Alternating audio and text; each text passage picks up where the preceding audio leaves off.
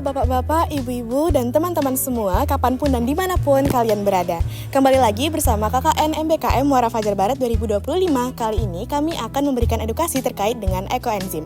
Sadar nggak sih, setiap hari kita menghasilkan sampah di dapur seperti kulit buah ataupun sayuran, yang biasanya langsung kita buang ke dalam tong sampah, tanpa kita ketahui bahwa sampah-sampah organik tersebut adalah sebenarnya harta karun yang tersembunyi, yang bisa kita jadikan sebagai cairan ajaib bernama ekoenzim.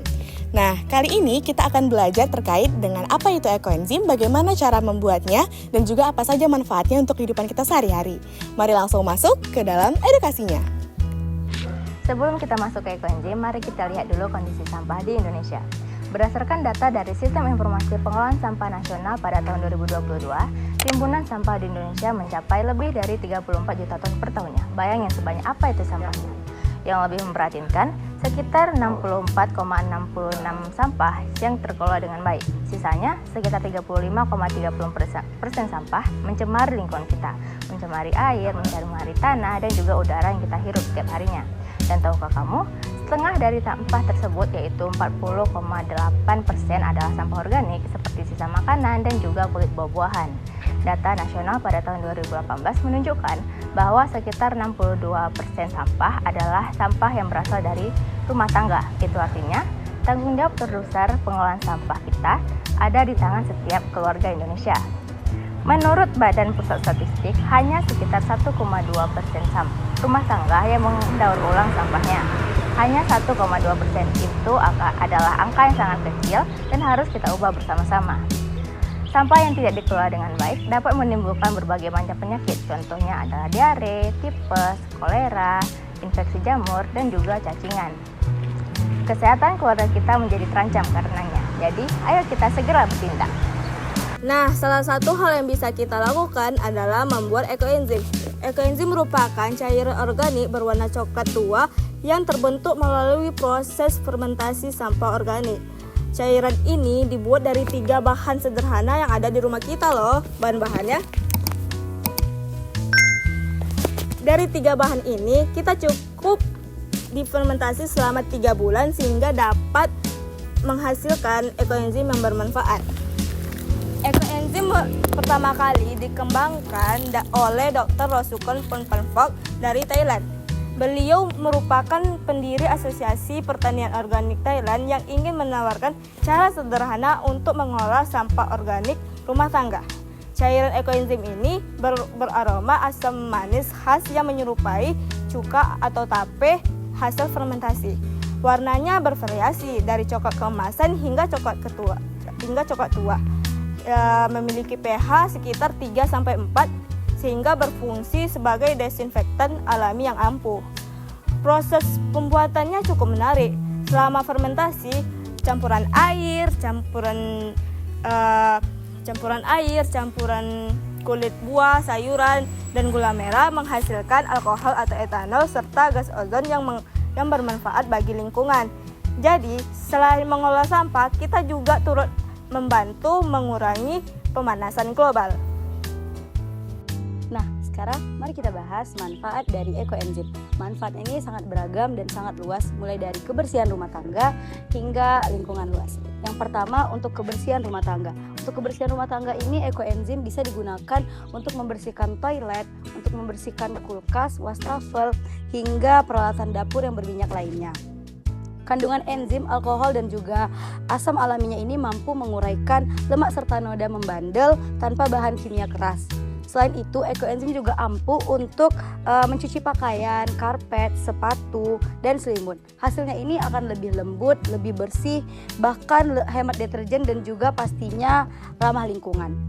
Nah, cairan ini juga bisa digunakan untuk sanitasi rumah, membantu mencegah toilet tersumbat, menyegarkan udara, serta dengan sifat antiseptiknya dapat meredakan penyakit kulit ringan. Dan juga yang paling penting, ekoenzim ini bisa digunakan untuk hewan yang dimana membersihkan kandang, bahkan untuk memandikan hewan tanpa khawatir efek bahan kimianya. Manfaat kedua untuk pertanian dan juga tanaman. Nah, ekoenzim ini sebagai pupuk cair organik yang dimana nantinya akan merangsang hormon pertumbuhan, yang dimana nantinya tumbuhan Anda akan lebih subur dan juga hasil panen meningkat. Ekoenzim ini juga dapat memperbaiki struktur tanah yang dimana membuatnya lebih gempur dan juga kaya akan nutrisi, plus berfungsi sebagai pestisida pestisida serangga juga hama tanpa bahan kimia berbahaya. Manfaat yang ketiga untuk lingkungan yang lebih luas. Nah, ekoenzim ini bisa untuk membersihkan saluran air, selokan, bahkan juga septic tank.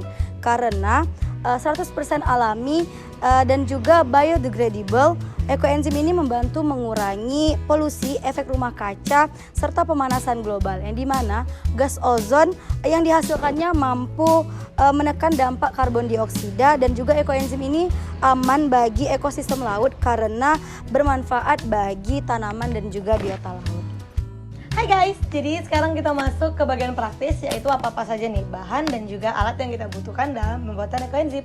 Yang pertama kita membutuhkan botol ataupun wadah plastik, yang dimana ini kami menggunakan wadah berukuran 10 liter untuk penggunaan ataupun pembuatan ekoenzim 5 liter.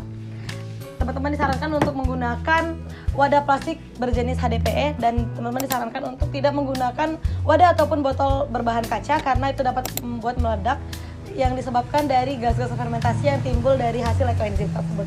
Lalu yang kedua kita membutuhkan alat pemotong. Di sini kami menggunakan pisau, di mana nanti berguna ataupun bertujuan untuk memotong baik dari gula merah ataupun sampah-sampah organik yang akan kita masukkan ke dalam wadah nantinya. Lalu yang ketiga kita membutuhkan alat bantu seperti spidol, di mana nanti spidol ini bertujuan ataupun digunakan sebagai tanda kita menulis di toples untuk tanggal berapa kita membuat ekoenzim agar nantinya kita tahu tanggal berapa kita akan melakukan panen ekoenzim tersebut. Lalu ada alat bantu lainnya seperti sarung tangan plastik, di mana nanti itu berguna untuk menjaga kehigienisan dari hasil ekoenzim tersebut. Sekarang kita masuk ke bahan-bahan yang diperlukan untuk ekoenzim.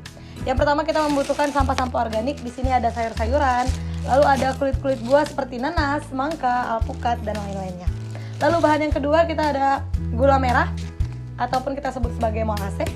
Lalu yang terakhir adalah air bersih. Teman-teman disarankan untuk menggunakan air sumur ataupun air hujan, tapi jika teman-teman menggunakan air pump, sebaiknya teman-teman mendiamkan air tersebut selama semalaman karena itu berguna untuk menguapkan klorin yang ada dalam air tersebut. Sekarang kita masuk ke langkah selanjutnya. Nah, ini bagian penting yang harus diingat. Rumus standar ekoenzim adalah 1:3:10, yang artinya 1 untuk gula merah, 3 untuk sampah organik, dan 10 untuk air. Mudah diingat kan rumus 1:3:10. Perbandingan ini sangat penting untuk proses fermentasi, supaya ekoenzim dapat berjalan dengan optimal dan juga berkualitas. Karena jika ini tidak dipatuhi, itu akan membuat ekoenzim itu jelek dan tidak akan berfungsi dengan baik sesuai dengan tujuannya. Nah, untuk botol 1 liter, gunakan 50 gram gula merah, 150 gram sampah organik berupa kulit atau sayuran, dan juga 500 ml air bersih. Total volumenya adalah sekitar 700 ml air, yang berarti ruang kosong yang tersisa adalah 300 ml air. Untuk botol 2 liter, gunakan 100 gram gula merah. Lalu gunakan 300 gram sampah organik berupa kulit ataupun kulit sayur ataupun kulit buahan, dan juga gunakan 1000 ml air bersih. Total volume sekitar 1400 ml air. Dengan sisa ruang 600 ml untuk gas fermentasi. Untuk jerigen 5 liter, campurkan 250 gram gula merah, 750 gram sampah organik, dan 2500 ml air.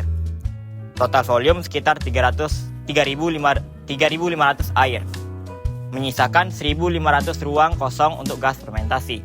Nah, prinsip dasarnya adalah mengisi maksimal 70% dari kapasitas wadah yang digunakan, dan 30% untuk ruang kosong gas fermentasi. Gas yang terbentuk selama fermentasi memerlukan ruang untuk menguap. Jika wadah terlalu penuh, resiko bocor atau meledak akan meningkat signifikan. Pertama, pilih sampah yang masih segar dan belum membusuk.